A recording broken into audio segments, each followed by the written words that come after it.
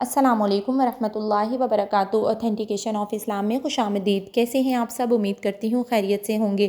آج کی میری ویڈیو کا ٹاپک معاف کر دینے کے حوالے سے ہے، یعنی کسی شخص کو دوسرے نے تکلیف پہنچائی ہے تو اسے شریعت کی حدود میں رہ کر بدلہ لینے کا حق حاصل ہے، لیکن اگر وہ بدلہ لینے کی بجائے اس کو معاف کر دے تو اللہ تعالیٰ کے یہاں اس کا بہت اجر و ثواب ہے۔ قرآن کریم کا ارشاد ہے وَلْيَعْفُوا وَلْيَصْفَحُوا أَلَا تُحِبُّونَ أَن يَغْفِرَ اللَّهُ لَكُمْ، اور انہیں چاہیے کہ وہ معاف کر دیں اور درگزر سے کام لیں۔ تو کیا تم یہ بات پسند نہیں کرتے کہ اللہ تعالیٰ تم کو معاف کریں؟ یعنی کوئی شخص دنیا میں ایسا ہے جس سے کوئی نہ کوئی غلطی سرزد نہ ہوئی ہو، اور ہر شخص یہ بھی چاہتا ہے کہ اللہ تعالیٰ اس کی غلطی کو معاف فرما دیں۔ لہٰذا اگر کسی دوسرے سے کوئی غلطی ہو جائے تو یہ سوچنا چاہیے کہ جس طرح اللہ تعالیٰ سے معافی کا میں خواہش مند ہوں، اسی طرح مجھے بھی دوسروں کو معاف کر دینا چاہیے۔ آیت میں بھی اسی طرف اشارہ ہے کہ جو شخص دوسروں کو معاف کرنے کی روش اختیار کرے گا، انشاءاللہ امید یہ ہے کہ اللہ تعالیٰ بھی اس کی غلطیوں کو معاف فرمائیں گے۔ چلیے اسی ٹاپک پہ اپنی ویڈیو کو آگے بڑھاتے ہیں، لیکن اس سے پہلے اگر آپ میرے چینل پر نیو ہیں تو میرے چینل کو سبسکرائب کر دیجیے اور میری ویڈیوز کو لائک اینڈ شیئر کر دیجیے، اور بیل آئیکن کو پریس کرنا مت بھولیے گا تاکہ میری ہر آنے والی نیو ویڈیو آپ کو مل سکے۔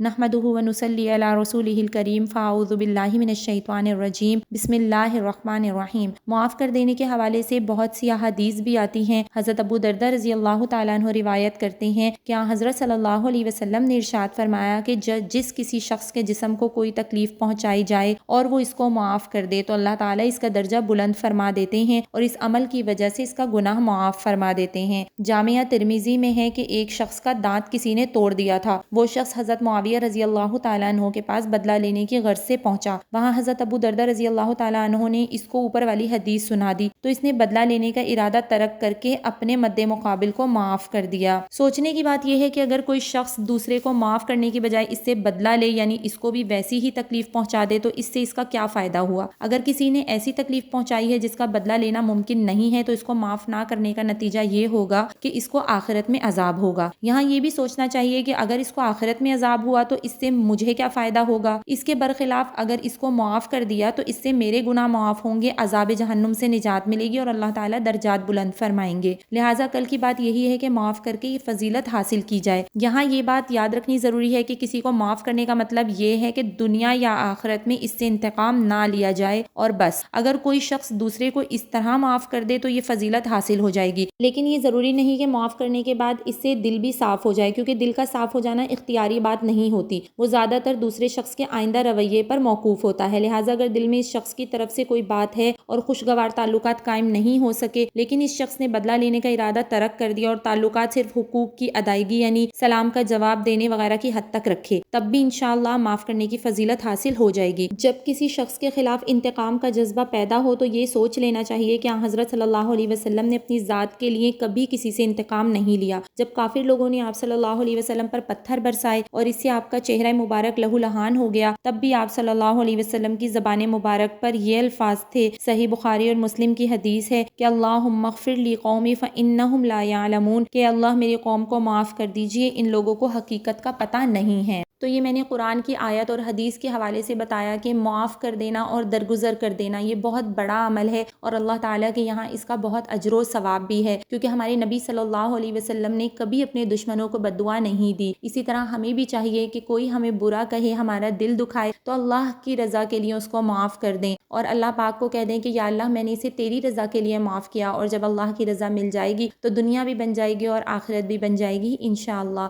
علماء کرام بتاتے ہیں کہ اپنی زندگیوں میں 3 لفظوں کو شامل کر لو، خوش رہو گے، اور وہ 3 لفظ کیا ہیں؟ کوئی بات نہیں، کسی نے دل دکھایا، کوئی بات نہیں، کسی نے برا بھلا کہا، کوئی بات نہیں، کسی نے گالی دی، کوئی بات نہیں۔ یہ جب کوئی بات نہیں ہماری زندگیوں میں شامل ہو جائے گا تو دوسروں کو معاف کرنا ہمارے لیے بہت آسان ہو جائے گا، اور معاف کرنا اور درگزر کرنا یہ اللہ کی بھی صفت ہے۔ تو یہی سوچتے ہوئے اگر ہمیں یہ صفت نصیب ہو جائے تو ہمارا اللہ تعالیٰ بیڑا پار کر دیں گے انشاءاللہ۔ اسی طرح کی اور بہت ساری اوتھینٹک انفارمیشن کے لیے دیکھتے رہیے اوتھینٹیکیشن آف اسلام۔ السلام علیکم ورحمۃ اللہ وبرکاتہ۔